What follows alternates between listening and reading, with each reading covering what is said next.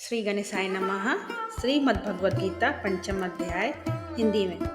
अर्जुन बोले, हे कृष्ण, आप कर्मों के संन्यास की और फिर कर्मयोग की प्रशंसा करते हैं, इसलिए इन दोनों में से जो एक मेरे लिए भलीभांति निश्चित कल्याणकारक साधन हो उसको कहिए। श्री भगवान बोले, कर्म संन्यास और कर्मयोग ये दोनों ही परम कल्याण के करने वाले, परंतु उन दोनों में से भी कर्म संन्यास से कर्मयोग साधन में सुगम होने से श्रेष्ठ है। हे अर्जुन, जो पुरुष ना किसी से द्वेष करता है और ना किसी की आकांक्षा करता है, वह कर्मयोगी सदा सन्यासी ही समझने योग्य है, क्योंकि राग द्वेष आदि द्वंद्वों से रहित पुरुष सुखपूर्वक संसार बंधन से मुक्त हो जाता है। उपयुक्त संन्यास और कर्मयोग को मूर्ख लोग पृथक पृथक फल देने वाला कहते हैं, ना कि पंडित जन, क्योंकि दोनों में से एक में भी सम्यक प्रकार से स्थित पुरुष दोनों के फलस्वरूप परमात्मा को प्राप्त होता है। ज्ञान योगियों द्वारा जो परम धाम प्राप्त किया जाता है, कर्मयोगियों द्वारा भी वही प्राप्त किया जाता है। इसलिए जो पुरुष ज्ञान योग और कर्म योग को फल रूप में एक देखता है, वही यथार्थ देखता है। परंतु हे अर्जुन, कर्मयोग के बिना संन्यास अर्थात मन, इंद्रिय और शरीर द्वारा होने वाले संपूर्ण कर्मों में कर्तापन का त्याग प्राप्त होना कठिन है, और भगवत स्वरूप को मनन करने वाला कर्मयोगी पर ब्रह्म परमात्मा को शीघ्र ही प्राप्त हो जाता है। जिसका मन अपने वश में है, जो जितेंद्रिय एवं विशुद्ध अंतःकरण वाला है और संपूर्ण प्राणियों का आत्मरूप परमात्मा ही जिसका आत्मा है, ऐसा कर्मयोगी कर्म करता हुआ भी लिप्त नहीं होता। तत्व को जानने वाला सांख्य योगी जो देखता हुआ, सुनता हुआ, स्पर्श करता हुआ, सूंघता हुआ, भोजन करता हुआ, गमन करता हुआ, सोता हुआ, श्वास लेता हुआ, बोलता हुआ, त्यागता हुआ, ग्रहण करता हुआ तथा आंखों को खोलता और मूंदता हुआ भी सब इंद्रियां अपने अपने अर्थों में बरत रही है, इस प्रकार समझकर निसंदेह ऐसा माने कि मैं कुछ भी नहीं करता। ब्रह्मान्याध्याय।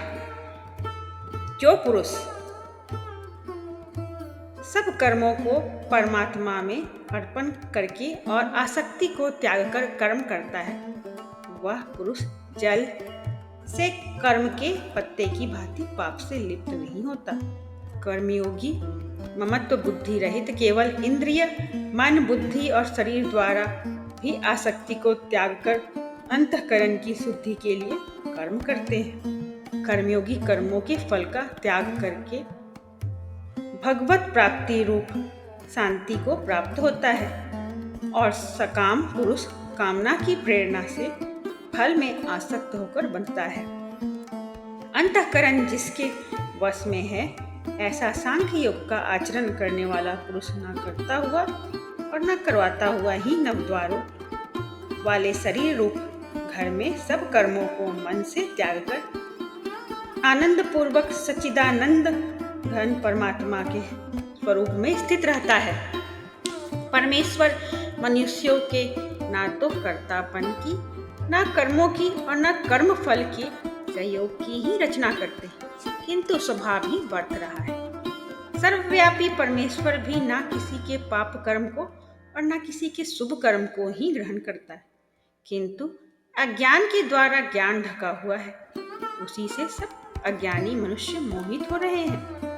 परंतु जिनका वह अज्ञान परमात्मा के तत्व ज्ञान द्वारा नष्ट कर दिया गया है, उनका वह ज्ञान सूर्य के सदृश उस सच्चिदानंद घन परमात्मा को प्रकाशित कर देता है। जिनका मन त्रदूप हो रहा है, जिनकी बुद्धि त्रदूप हो रही है और सच्चिदानंद घन परमात्मा में ही जिनकी निरंतर एक ही भाव से स्थित है, ऐसा तत्वपरायण पुरुष ज्ञान के द्वारा पाप रहित होकर अपूर्णावृत्ति को अर्थात परम गति को प्राप्त होते हैं।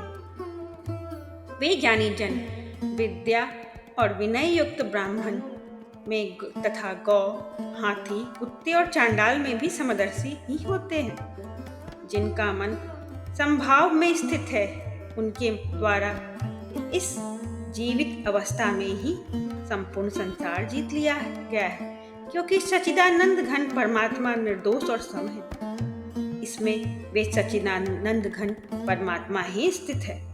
जो पुरुष प्रिय को प्राप्त होकर हर्षित नहीं हो और अप्रिय को प्राप्त होकर उद्विग्न ना हो, वह स्थिर बुद्धि, संयम रहित ब्रह्मावेता पुरुष सच्चिदानंद घन पर ब्रह्म परमात्मा में एक ही भाव से नित्य स्थित है।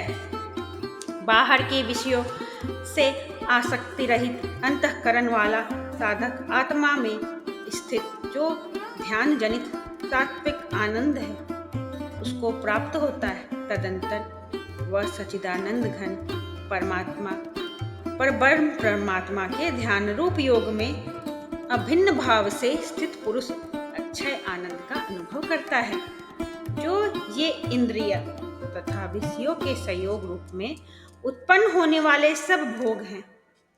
यद्यपि विषयी पुरुषों को सुख रूप भासते हैं, तो भी दुख के ही हेतु है और आदि अंत वाले अर्थात अनित्य है। इसलिए हे अर्जुन, बुद्धिमान विवेकी पुरुष उनमें नहीं रमता। जो साधक इस मनुष्य शरीर का नाश होने से पहले ही काम क्रोध से उत्पन्न होने वाले वेग को सहन करने में समर्थ हो जाता है, वही पुरुष योगी है और वही सुखी है।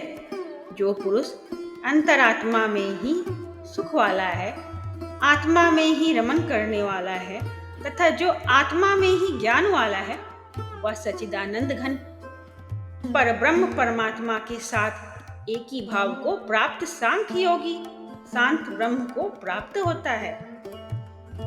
जिनके सब पाप नष्ट हो गए हैं, जिनके सब संचय ज्ञान के द्वारा निर्वृत्त हो गए हैं, जो संपूर्ण प्राणियों के हित में रत है और जिनका जीता हुआ मन निश्चल भाव से परमात्मा में स्थित है, वे ब्रह्मवेता पुरुष शांत ब्रह्म को प्राप्त होते हैं। काम क्रोध से रहित जीते हुए चित्त वाले पर ब्रह्म परमात्मा का साक्षात्कार किए हुए ज्ञानी पुरुषों के लिए सब ओर से शांत पर ब्रह्म परमात्मा ही परिपूर्ण है। बाहर के विषय भोगों को ना चिंतन करता हुआ बाहर ही निकाल कर और नेत्रों की दृष्टि को भ्रुकुटी के बीच में स्थित करके तथा नासिका में विचारने वाले प्राण और अपमान वायु को सम करते, जिसकी इंद्रियां मन और बुद्धि जीती हुई है, ऐसा जो मोक्ष परायण मुनि इच्छा भय और क्रोध से रहित हो गया है, वह सदा मुक्ति ही है। मेरा भक्त मुझको सब यज्ञ और तपों का भोगने वाला संपूर्ण लोकों के ईश्वरों का भी ईश्वर तथा संपूर्ण भूत प्राणियों का सहृदय अर्थात स्वार्थ रहित दयालु और प्रेमी, ऐसा तत्व से जानकर शांति को प्राप्त होता है। इस प्रकार श्रीमद् भगवत गीता श्री कृष्ण अर्जुन संवाद